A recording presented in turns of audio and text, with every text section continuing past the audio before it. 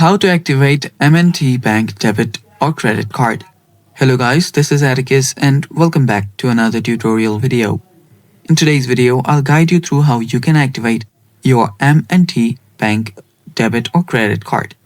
So before we begin, if you're new to our channel, head down below and hit the subscribe button so you don't miss out on our future videos.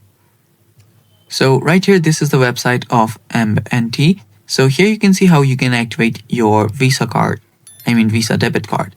So the process is really simple. First, you'll have to simply call the number shown on the sticker on the front of your card.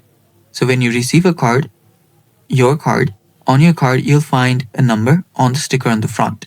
So just call that. And after you call that, you can then activate it by telling the number to activate your card. They might ask you for some information, so just give them their information and you can activate it. You can also use it at any M&T ATM, and you can do that and your card will get activated.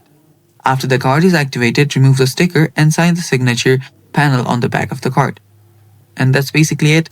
Thanks for watching. Stay tuned for more and bye-bye.